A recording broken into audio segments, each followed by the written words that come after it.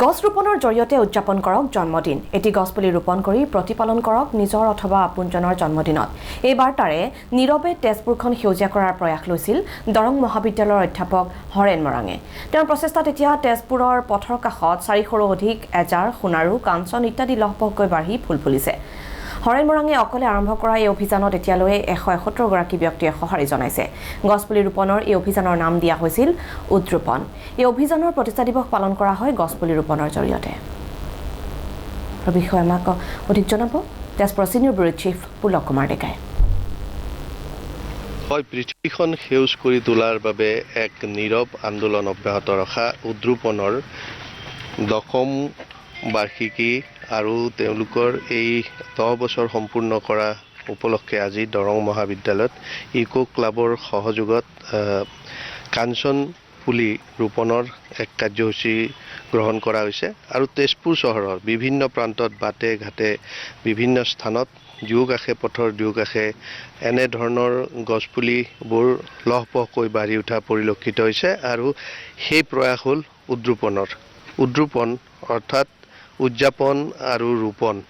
যিকোনো লোকৰ জন্মদিন বা এটা ভাল দিনৰ স্মৃতি বহন কৰিবৰ কাৰণে এটা গছ পুলি ৰোপণ কৰি সকলোৱে যাতে স্মৃতি ৰক্ষা কৰে আৰু লগতে পৃথিৱীখনো সেউজ কৰি তোলে, তাৰেই প্ৰয়াস হ'ল উদ্ৰোপণ। আৰু এই ধৰণে আজি দৰং মহাবিদ্যালয় চৌহদতো এই উদ্ৰোপণৰ 10ম বাৰ্ষিকী যি প্ৰতিষ্ঠা দিৱস, সেই প্ৰতিষ্ঠা দিৱসৰ কাৰ্যসূচীৰ লগত সংগতি ৰাখি এই ধৰণে গছপুলি ৰোপণৰ কাৰ্যসূচী গ্ৰহণ কৰা হৈছে। আৰু আমি সেই দৃশ্যাৱলী দেখুৱাইছোঁ, গছপুলি ৰোপণ কৰা দৃশ্যাৱলীও দেখুৱাইছোঁ আৰু বেঙুনীয়া কাঞ্চন ইয়াত ৰোপণ কৰা হৈছে আজি মহাবিদ্যালয় চৌহদত। আৰু এই ধৰণে উদ্ৰোপণে কাৰ্যসূচী গ্ৰহণ কৰি আছে বিভিন্ন সময়ত আৰু বিভিন্নজনে নিজৰ যি জন্মদিন বা নিজৰ পিতৃ মাতৃৰ স্মৃতিত এজোপা গছপুলি ৰোপণ কৰাৰ যি এক প্ৰয়াস বা অভ্যাস, সেই অভ্যাস এতিয়া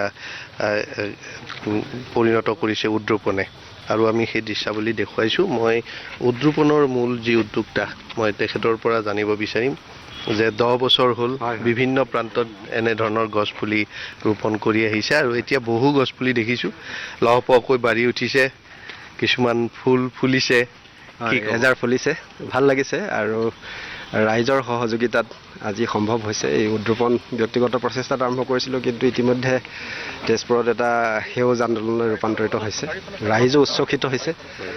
এইবাৰ আমাৰ গোটেই প্ৰায়খিনি এজাৰেই ফুলিছে, গতিকে তেজপুৰৰ আকাশত আচলতে বিভিন্ন ৰঙৰ যি ৰেখা অংকন কৰিবৰ কাৰণে উদ্ৰোপণৰ প্ৰয়াস আছিল, সেয়া সফল হ'বলৈ ওলাইছে আৰু 2 বছৰমানৰ পিছত আৰু বেছি ভাল লাগিব।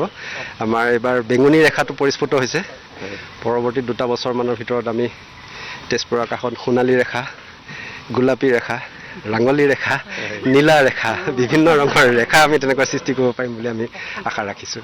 কিমান পুলি এতিয়ালৈকে ৰোপণ কৰিলে এই 10 বছৰত? এই 10 বছৰত আজিৰ দিনটোত 18টা কাঞ্চনৰ পুলি ধৰি 478টা গছ পুলি হ'ব। 478 আৰু আমাৰ এটা কথা পুলি ৰোপণ বিভিন্নজনে কৰে, কিন্তু গছপুলি যি সুৰক্ষিত কৰি ৰখা, ভালকৈ তাক প্ৰতিপালন কৰা, সেই ক্ষেত্ৰতো কিন্তু উদ্ৰোপণে গুৰুত্ব দিয়ে। সেইটো আটাইতকৈ গুৰুত্বপূৰ্ণ কথা আমাৰ কাৰণে। আমাৰ কথাটো হ'ল যে আমি বহুত বেছি গছ পুলি ৰোৱাত আমি গুৰুত্ব নিদিওঁ, কিন্তু যিটো পুলি ৰুম সেইটো পুলিটো গছলৈ ৰূপান্তৰিত কৰিম। কাৰণ পুলি ৰোৱাটো ডাঙৰ কথা নহয়, কিন্তু পুলিটোক ৰোপণোত্তৰ প্ৰতিপালন দায়িত্ব লৈ পিনে পুলিটোক গছলৈ ৰূপান্তৰিত কৰাটো আটাইতকৈ ডাঙৰ কথা। গতিকে আমি 100% সফলতাৰ হাৰেই আচলতে বৃক্ষৰোপণ কৰিব বিচাৰিছোঁ। বিভিন্নজনে এই গছপুলি ৰোপণ কৰে তেওঁৰ জন্মদিন বা তেনেকুৱা এটা ভাল দিনত। ইয়াৰ কাৰণে কেনেধৰণৰ ব্যৱস্থা গ্ৰহণ কৰে, কি আহ্বান জনাব আপুনি? ইয়াৰ কাৰণে আহ্বান জনাম যে ৰাইজে নখ জোকাৰিলে নৈ বয় বুলি কয়। ইতিমধ্যে আমাৰ 173জন ব্যক্তি আৰু প্ৰতিষ্ঠানে এতিয়ালৈকে বৃক্ষ দান কৰিছে। তেনেকৈ ই এটা আচলতে ৰাজহুৱা আন্দোলনলৈ ৰূপান্তৰিত হৈছে।